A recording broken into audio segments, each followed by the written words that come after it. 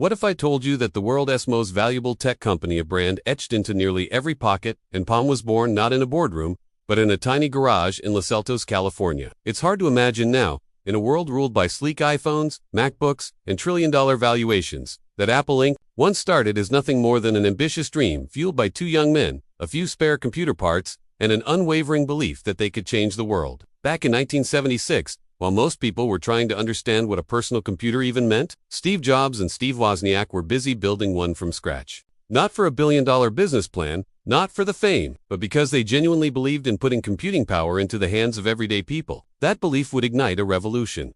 But the road ahead was anything but smooth. There were moments of brilliance and moments of breakdown, power struggles, product flops, boardroom drama, and even the shocking ousting of Steve Jobs from the very company he co-founded. Most startups would have collapsed under that kind of chaos. Apple didn't just survive, it transformed. And when Jobs returned, he didn't just bring vision, he brought fire. From the launch of the iMac to the birth of the iPod and the revolutionary unveiling of the iPhone, Apple didn't just make tech, it reshaped culture. It redefined how we communicate, how we work, how we live.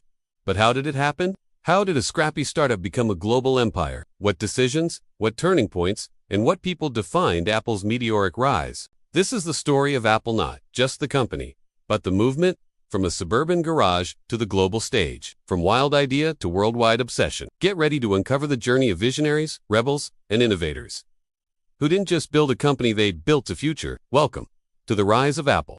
Before Apple became a household name, before the iPhone became an extension of our hands, there were two boys, both brilliant in their own right, growing up in California, far from the flashing lights of Silicon Valley as we know it today. Let's start with Steve Jobs. Born on February 24, 1955, in San Francisco, California, Steve was the product of a complicated beginning. His biological parents, university students, Joanne Skeebel and Abdul, weren't ready to raise a child together. Steve was adopted shortly after birth by Paul and Clara Jobs, a blue-collar couple living in Mountain View.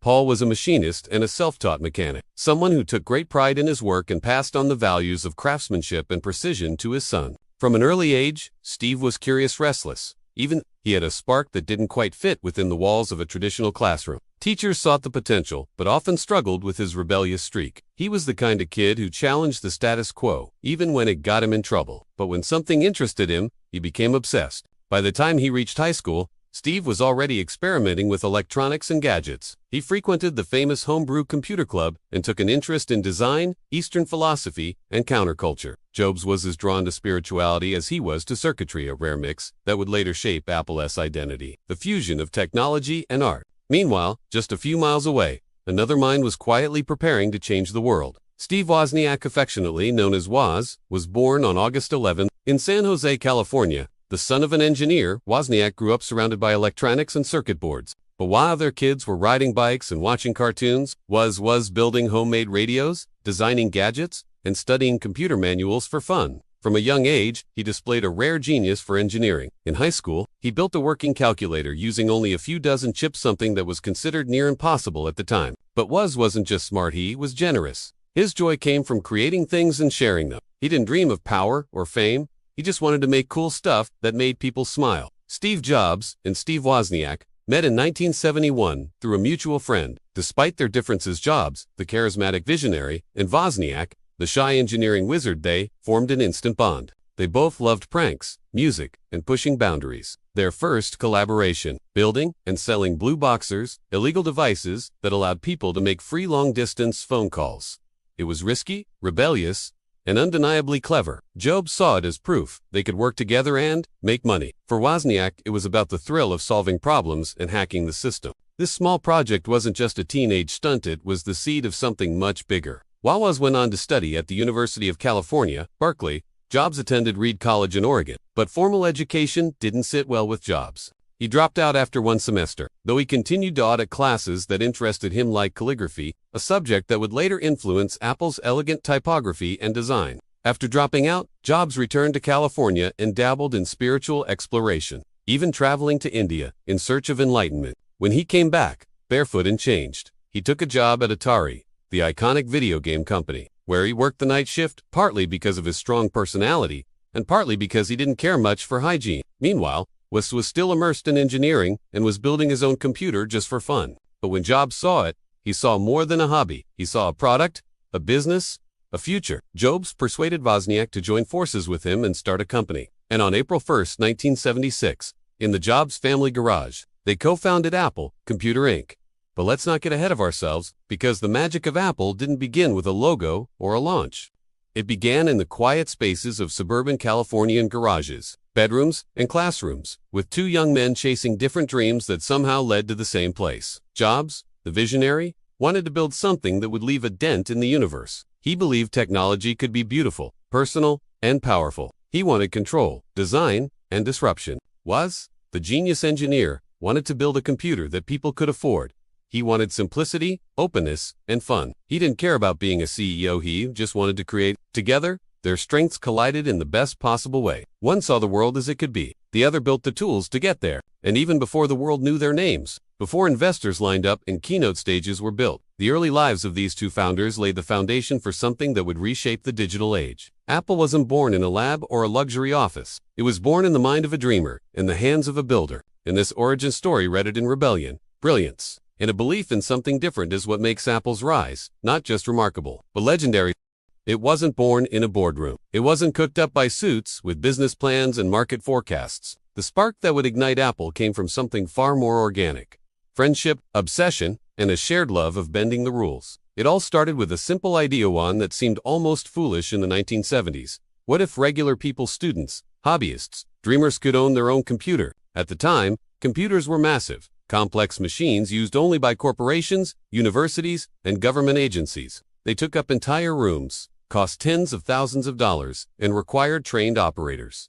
The idea of having one at home, practically science fiction, but not to Steve. In 1975, Wozniak was working at Hewlett-Packard by day, but his nights were spent tinkering, soldering, and building circuits. That year, something happened that would light a fire under his imagination.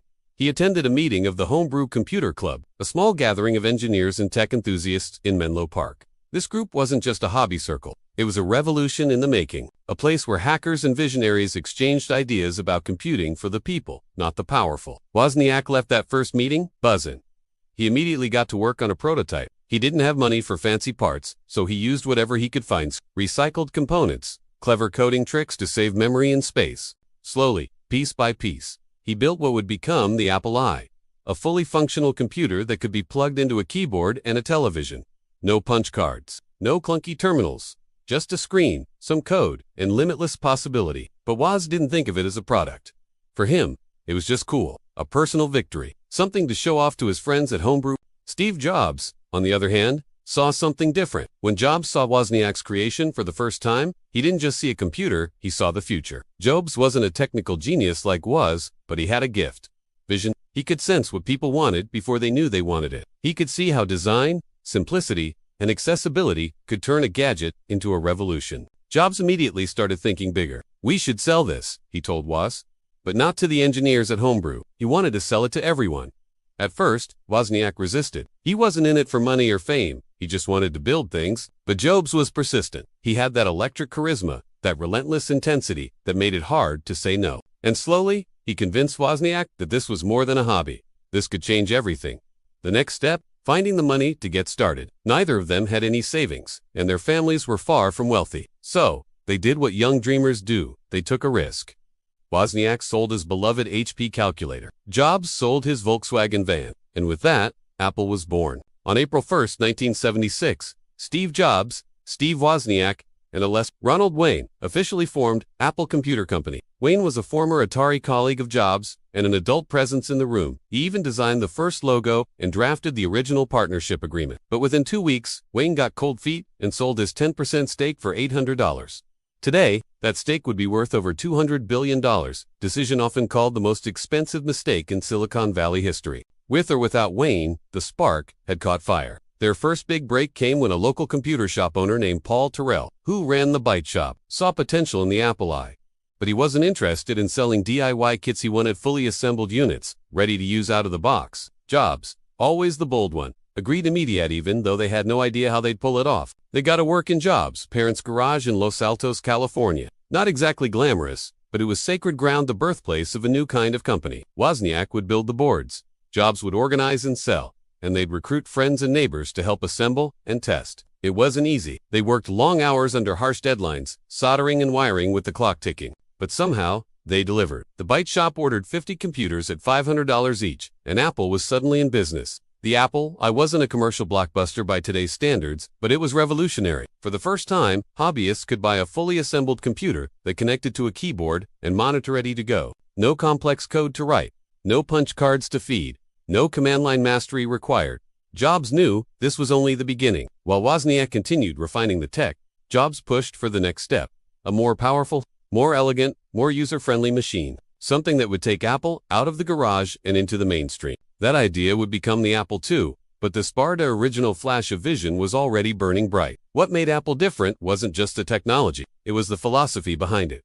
Jobs believed technology should feel personal. It should be intuitive, beautiful, and even emotional. He once said, "People don't know what they want until you show it to them." Woz wanted to build computers, Jobs wanted to build a future, and that's what made their partnership so potent. The spark of an idea wasn't just about creating a product. It was about changing the relationship between humans and machines, about putting power into the hands of the individual, about reimagining what a computer could be, not just a tool for work, but a gateway to creativity, communication, and connection. And it all started with two young guys, a dream and a garage.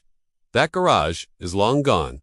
The soldering irons are cold. But the spark they lit in 1976, it's still burning today in every iPhone swipe, every Mac startup chime, in every moment when technology just works the way it should. The idea was never just about computers. It was about empowering people to think different. Apple didn't start with billion-dollar funding rounds, world-class designers, or shiny Silicon Valley offices. It started with two young men, a garage, and a dream that didn't quite make sense to most people. The year was 1976. Personal computers were still a niche fantasy. Investors weren't interested. Banks didn't understand the product. And Steve Jobs and Steve Wozniak had no business experience. But what they did have was conviction and a relentless determination to turn their vision into reality. The Jobs family garage in Los Altos, Washington, just the birthplace of Apple, it was the first headquarters. A small, cluttered space filled with parts, wires, circuit boards, and ambition. Wozniak would work on building the motherboards while Jobs handled logistics, calling vendors, managing supplies, and most importantly convincing people to believe in something that didn't yet exist. Their first customer, Paul Terrell of the Byte Shop, had ordered 50 Apple I computers, but there was a catch. He wanted them fully assembled. That meant Apple had to deliver polished, ready-to-use machines, not hobby kits. There was just one problem: they didn't have enough money to buy the parts to build 50 computers. Jobs did what Jobs always did. He hustled. He called suppliers and negotiated credit terms with the kind of confidence only a 21-year-old visionary could have. He promised payments they didn't have. He pushed deadlines, and somehow, he convinced vendors to front the materials. It was risky, but it worked. In that garage, they turned out one Apple I at a time. No assembly line, no automation, just soldering by hand, wires crisscrossing like veins on a circuit board, and late nights fueled by pizza and belief. Each unit sold was a lifeline. Each dollar earned was recycled back into buying more parts. They weren't making profits, they were buying time. Time to build the next batch. Time to push the next idea forward. Meanwhile, Wozniak kept refining the technology. The Apple I was functional, but it was just a start. Jobs wanted more, something elegant, something complete. He believed the future belonged to computers that came in beautiful, all-in-one designs, not exposed boards and metal boxers. Wozniak's next creation, the Apple II, would be the game. But even then, they had no real funding, no roadmap, no safety net. The launch of the Apple II would require capital, real capital. And so, Jobs began searching for someone who could help Apple grow up without killing its soul. That person turned out to be Mike Markkula, a former Intel executive who saw what others didn't, a vision that could go global. Markkula invested $250,000 and helped write Apple's first real business plan. He also brought in structure, professionalism, and something even Jobs didn't yet have. Thanks to Markkula's backing, the Apple II was introduced at the 1977 West Coast Computer Fair. It was revolutionary. Color graphics, a plastic case, and a user-friendly interface. It didn't look like a machine built by engineers. It looked like something you'd actually want in your home. The response was electric. Orders began pouring in. Suddenly, Apple wasn't just a garage project anymore. It was a company. But success didn't mean comfort. Not yet. Jobs and Wozniak were still learning how to manage operations, navigate legal agreements, hire employees, and build a real company culture. They were kids in a grown-up world, figuring it out as they went. They faced manufacturing delays, quality control issues, and fierce competition from emerging companies like Commodore and IBM. On the outside, Apple was starting to look like a rising star, but on the inside, it was chaos held together by vision and caffeine. Jobs, always the perfectionist, pushed everyone to their limits. He demanded excess not just in the product, but in the process, the packaging, the marketing, even the user manuals. To him, every detail mattered. Every experience counted. And while this drove Apple forward, it also created tension. Wozniak, ever the laid-back genius, began feeling the pressure. He loved building computers, not managing companies. As Apple grew, so did his discomfort. He stayed on, but the joy was fading. Meanwhile, Jobs became obsessed with the next big thing, making Apple not just a competitor in the market, but a leader. He wanted to create products that weren't just better, but iconic. He believed Apple could become a company that stood for something bigger than tech, something artistic, human, meaningful. That dream came with a cost. To scale operations and prepare for a full launch of the Apple II, the team needed serious manufacturing power. The garage was no longer enough. Apple moved into real office space, hired real employees, started building a real production line. They were no longer just building computers. They were building a company, and they were doing it without a roadmap. Every day brought new problems. Supply chain issues, cash flow problems, legal headaches, technical bugs. There were moments when they didn't know if the company would make it to the end of the month. But somehow, they kept going, because every struggle, every late night, every setback was a step forward. The world hadn't caught on yet, but Jobs had already seen the future, and he was dragging everyone toward. They were building something that had never been built before. They were starting from nothing, and somehow, against all odds, it was working. Success doesn't always arrive with fireworks. Sometimes, it shows up as a whisper, a shift in energy, a subtle tilt in the winds. But in Apple's case, the moment that changed everything came with the bright lights of the 1977 West Coast Computer Fair and the silent hum of a machine that looked like nothing the world had ever seen before. That machine was the Apple II. It stood out like a work of art in a sea of raw, clunky boards. While most computers at the time looked like science projects, exposed circuits, complicated switches, scattered wires, the Apple II looked like it belonged in a living room. Smooth plastic casing, a sleek built-in keyboard, color graphics. It wasn't just another device for techies. It was a gateway to something new. It was beautiful, and it worked. Behind that elegance, though, was blood, sweat, and silicon. Steve Wozniak had poured his soul into the design. Every line of code, every circuit, every capacitor was a labor of love. The Apple I had proven that was could build a functioning computer from scratch. But the Apple II, that was something else entirely. It was optimized, reliable, powerful, and ready to scale. Steve Jobs, as always,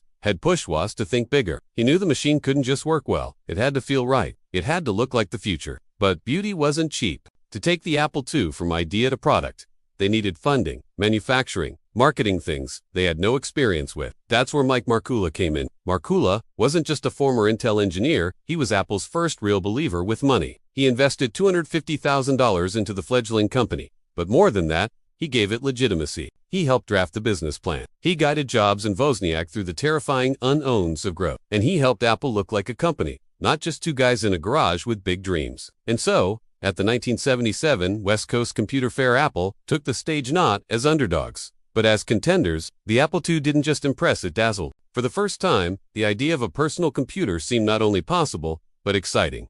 The crowd responded. Distributors lined up. Orders began to flood in. This was the breakthrough. By the end of 1977, Apple had shipped nearly 2,500 Apple II units, a staggering number for a brand new company. And that was just the beginning. In 1978, sales jumped to $7.8 million. By 1979, $49 million. And by 1980, Apple had cracked $100 million in annual sales. The Apple II wasn't just successful, it was a phenomenon. But the real key to its dominance came from a completely unexpected direction.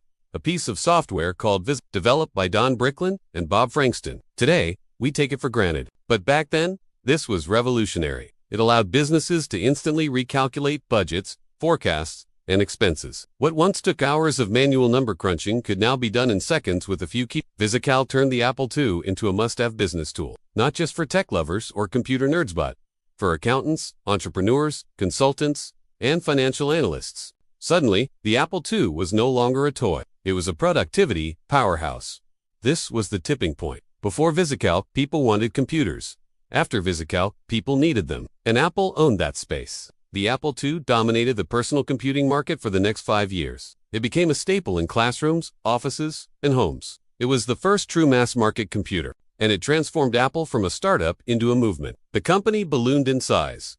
hundreds of employees, national advertising campaigns, strategic partnerships. Apple even hired Mike Scott, a no-nonsense executive from Fairchild Semiconductor, to be the first CEO, an attempt to bring order to the creative chaos Jobs had built. Internally, things weren't always smooth. Jobs clashed with employees, suppliers, and even Scott. His intensity drove Apple forward, but also made him a polarizing figure. Still, no one could deny the results, and the world took notice. In 1980, Apple filed for an IPO. It was one of the most anticipated public offerings in American history. When the stock opened at $22 per share, it instantly created 300 millionaires, many of them Apple employees who had joined the company back when it was just an idea in a garage. At just 25 years old, Steve Jobs became a multimillionaire overnight. But more importantly, he became a symbol. The rebel genius, the long-haired visionary who refused to follow the rules. Still one, the Apple II was more than a product. It was proof of concept. It proved that people didn't need to be engineers to use a computer. It proved that design mattered. It proved that technology could be personal. And it proved that two dreamers, with no formal business training, could take on giants and win. The Apple II's success gave Apple room to dream even bigger. It funded future innovations, including the development of a mysterious new project called Lisa, and, later, something even more ambitious, Macintosh. But those were battles still to come. For now, the company had achieved the unthinkable. From the hum of a soldering iron in a suburban garage to ringing cash registers in department stores across the country, Apple had arrived. Not as a novelty, not as a one-hit wonder, but as a company that had sparked a revolution. This was Apple's first breakthrough, and it was only the beginning. Every great rise comes with turbulence, and for Apple, the early 1980s were anything but smooth sailing. Beneath the glow of success-soaring sales, national headlines, and a historic IPO was a brewing storm. A company growing faster than it could control, a visionary who refused to compromise, and a series of setbacks that nearly derailed everything. After the Apple I's runaway success, Apple had the resources and the arrogance to believe it could rewrite the future again and again. But growth exposed gaps. The company, once held together by passion and hustle, now had layers of management, competing teams, and rising tension between creativity and control. At the center of it all was Steve Jobs. Jobs was a force. Magnetic, brilliant, and often impossible to work with. He had a vision for what Apple should be: perfection in design, simplicity in function, and emotion in experience. But his pursuit of that vision came at a cost. Jobs could be ruthless. He demanded absolute commitment. He berated employees, exploded in meetings, and dismissed ideas he didn't like with a single, cutting word. Garbage. To some, he was inspiring. To others, a tyrant. One of the earliest fractures came with the development of a project Jobs had championed from the beginning: the Lisa computer.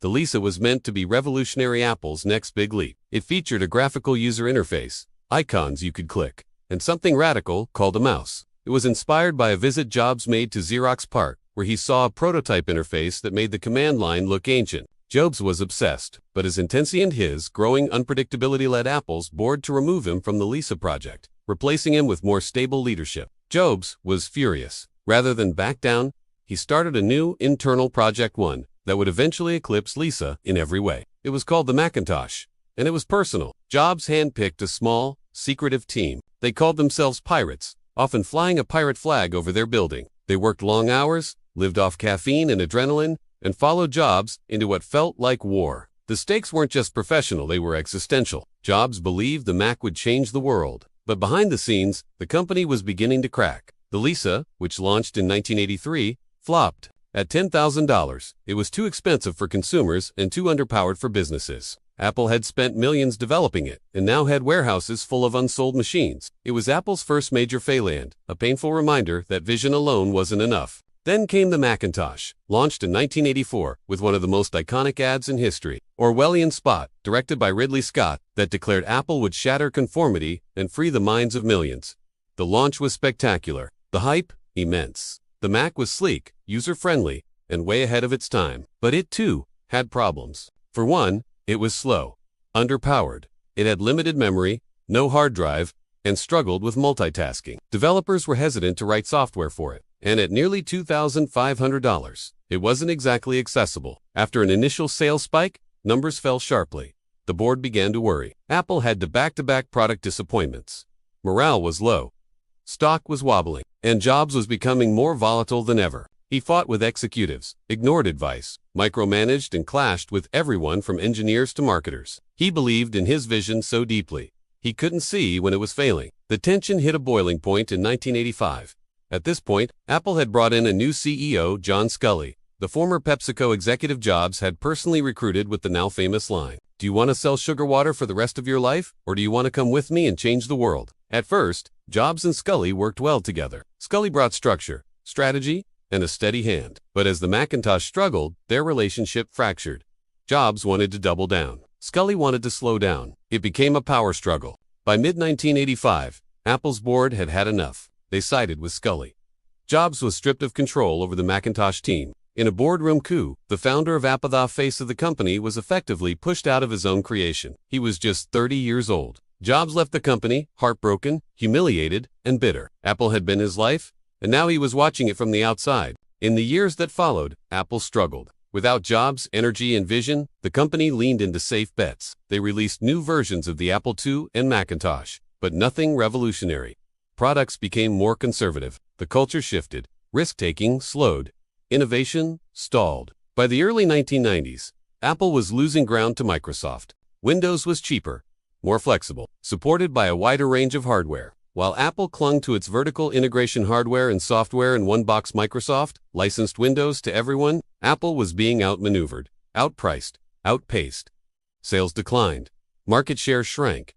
Internal politics grew toxic, and the world began to wonder, was Apple just a one-hit wonder? The same company that had once dared to think different now seemed stuck in a loop, iterating instead of innovating. By 1996, Apple was in real danger. Quarterly losses were mounting. Products were failing. Even die-hard fans were losing faith. It felt like the magic was gone. And yet, in the ashes of this chaos, the seeds of a comeback were already being planted. But that's a story for another chapter. This chapter, the struggle, is about everything Apple endured. The missteps, the missed opportunities. The battles between creativity and structure, between risk and responsibility. The firing of Steve Jobs wasn't just a company decision, it was a philosophical crisis. What happens when the soul of a company no longer fits inside its business plan? The world had cheered for Apple's rise, but now, it watched with folded arms as the company stumbled. In many ways, this was Apple's most human chapter, because behind the sleek machines and billion-dollar numbers were people, flawed, brilliant, stubborn people trying to build something that had never existed before. And for a while, it looked like they might not make it. When Steve Jobs returned to Apple in 1997, the company was on life support. It was bleeding money, directionless, and rapidly losing relevance. But over the next decade, something miraculous happened. Apple didn't just recover, it took over the world. And it started not with a grand global campaign, but with a simple product, the iMac. Launched in 1998, the iMac was bold, colorful, and transparent. In a sea of dull beige boxers, it was a design revolution. But more than that, it was a message. Apple was back, it was fun again, and it was ready to rewrite the rules. The world noticed. Sales surged. Brand awareness soared. And for the first time in years, Apple was cool again, not just in Silicon Valley, but in homes, schools, and media around the globe. But Jobs didn't stop there. He knew design alone wasn't enough. If Apple wanted to dominate, it needed a product that could break through borders and become part of people's daily lives. Something smaller, more personal. That something was the iPod. In 2001, Apple released the first iPod. It wasn't the first MP3 player, but it was the best, sleek, white, and simple. 1,000 songs in your pocket. That tagline changed everything. Suddenly, Apple wasn't just a computer company. It was a lifestyle brand. The iPod became a global icon. In Tokyo, teenagers matched their headphones to their outfits. In London, commuters tuned in on the tube. In New York, iPods became a fashion accessory. The click wheel was as recognizable as a Nike swoosh. Apple capitalized fast. They opened Apple stores not just in the US, but in major cities around the world. London, Tokyo, Beijing, Dubai, Paris. These weren't just retail outlets, they were temples. Glass, steel, light, Genius bars, interactive displays. Customers didn't just shop, they experienced. And then came iTunes. Launched in 2003, iTunes was Apple's first real step toward owning a global digital ecosystem. It allowed users to buy music legally, instantly, and affordably, an answer to the piracy crisis that had gutted the music industry. Record labels were skeptical at first, but when iTunes exploded, they got on board. By 2008, iTunes was the #1 music retailer in the world. But the real game changer was still coming. In 2007, Jobs walked on stage in San Francisco and introduced a product that would not only define Apple but redefine the entire tech landscape: the iPhone. A phone, an iPod, and an internet communicator all in one device. People were stunned. It was futuristic, elegant, and nothing like anything on the market. Within hours, the internet was buzzing. By the time it hit stores, lines wrapped around blocks from New York to Berlin to Sydney. The iPhone was global from the start. And it didn't just sell, it conquered. Within a year, Apple was working with carriers across continents, from AT&T in the US to Vodafone in Europe, SoftBank in Japan, and China Unicom. In Asia, Apple forged partnerships that expanded its reach into nearly every major market. It didn't happen overnight. Each region came with its own challenges: government regulations, cultural expectations, competition from local brands. But Apple adapted. In China, for instance, where piracy was rampant and local phone brands dominated, Apple focused on prestige. It positioned the iPhone as a status symbol. Its stores, especially the Beijing and Shanghai flagships, became destinations. Even at a higher price point, the iPhone began to capture the imaginations of China's booming middle class. In India, Apple faced different barriers: price sensitivity, distribution challenges, and fierce competition. So instead of flooding the market, Apple played the long game. It opened retail partnerships, pushed installment-based payments, and slowly built brand equity. In Europe, Apple leveraged its design-driven reputation, the minimalist aesthetic, the focus on privacy. The integration across devices all resonated deeply with European consumers. And in Africa and Latin America, where infrastructure challenges limited early smartphone adoption, Apple worked with governments and NGOs to expand digital education, planting seeds for future markets. But the real magic behind this global growth wasn't just the iPhone.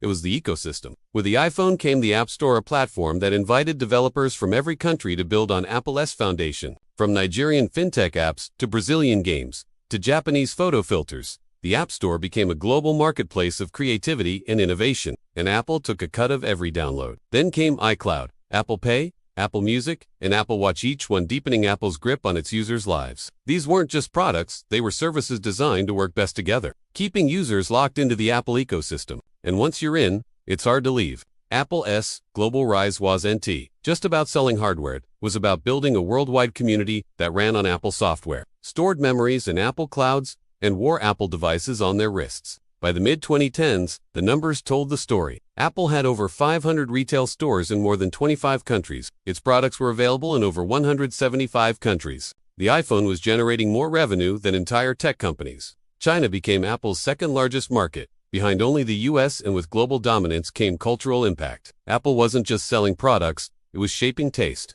In classrooms from Paris to Seoul, students learned on iPads. In offices from Johannesburg to Stockholm, designers sketched on Mac. In music studios from Mumbai to Los Angeles, artists mixed beats on Logic Pro. Apple's influence transcended borders. Its keynote events were watched like the Olympics. Its stores became architectural landmarks. Its logo, simple, bitten Apple, became one of the most recognized symbols in the world. But all of this came with scrutiny. As Apple expanded globally, it faced criticism over labor practices, environmental impact, and market monopoly. It clashed with governments over encryption, taxes, and antitrust issues. It navigated trade wars, regulatory crackdowns, and fierce competitors like Samsung. And yet, through it all, it kept growing. Because Apple didn't just create products, it created desire, a universal language of simplicity, elegance, and trust wrapped in aluminum and glass. Today, Apple's story is taught in business schools. Its products are used in every time zone, and its influence is felt in every corner of the world, from a kid in Kenya learning to code on an iPad to a designer in Milan editing 4K footage on a Mac Studio. Apple started in a garage. Now, it lives in pockets, classrooms, boardrooms, and hearts everywhere. Global expansion wasn't just Apple's next step, it was its destiny. It's easy to look at Apple today and see only the trillion-dollar valuation, the towering glass stores, or the sea of glowing logos in lecture halls and coffee shops. But Apple's legacy is so much deeper than numbers. Because Apple didn't just build gadgets, it redefined how we interact with the world. It changed the way we listen to music, communicate with loved ones, work, learn, create, and even how we think about design, identity, and human potential. That is Apple's true impact. When Steve Jobs passed away in 2011, the world mourned not just a man, but a movement. Vigils were held from San Francisco to Shanghai. Apple stores became makeshift memorials. People left candles, flowers, handwritten notes, and even their old iPod. In that moment, it became clear. This company, once started in a garage, had touched something deep in people's lives. And that connection didn't fade, it only grew stronger. Let's rewind. Jobs always believed Apple stood at the intersection of technology and the liberal arts. He wasn't just interested in processors or code, he was obsessed with beauty, emotion, and meaning. That's why Apple products didn't just work, they felt magical. And they inspired others to do the same. Apple's influence can be seen in industries far beyond tech. Before Apple, computers were tools. After Apple, they became experiences. Design became king. Function wasn't enough, it had to be elegant, intuitive, delightful. Startups began hiring designers as early as engineers. Products started using white space, soft edges, clean fonts. Apple's design language became a global aesthetic, but the impact wasn't just visual, it was philosophical. Apple made simplicity a virtue. It made complexity invisible. It trained an entire generation to expect polish, clarity, and integration from the technology in their lives. And it didn't stop with design. Apple also pioneered a new kind of business model. The idea of building hardware, software, and services that work together seamlessly was rare. Apple turned it into a fortress and an empire. The App Store created an entirely new economy. Millions of developers around the world built businesses, games, tools, and careers on Apple's platform. From indie coders in Eastern Europe to tech giants in Silicon Valley, the ecosystem Jobs and his team designed continues to generate billions in value every year. As the digital world became more invasive, Apple positioned itself as a defender of user data. While competitors built ad empires, tracking clicks and conversations, Apple doubled down on encryption, transparency, and control. It wasn't just a tech decision, it was a cultural stance, one that resonated deeply with users across the globe. And of course, there's Apple's influence on culture. The company didn't just ride trends, set them. In music, iTunes and the iPod helped transition the world from CDs to digital. In film, Apple devices became the go-to tools for creatives, from bedroom producers to Oscar-winning editors. In education, Apple brought iPads into classrooms, helping children explore ideas through touch, sound, and interactivity. The Think Different campaign didn't just sell computers, it inspired minds. Featuring icons like Einstein, Gandhi, and Martin Luther King Jr., Apple cast itself not as a tech company, but as a revolutionary spirit. That spirit is Apple's most powerful legacy. It told people that technology wasn't just for engineers. It was for artists, dreamers, rebels, students,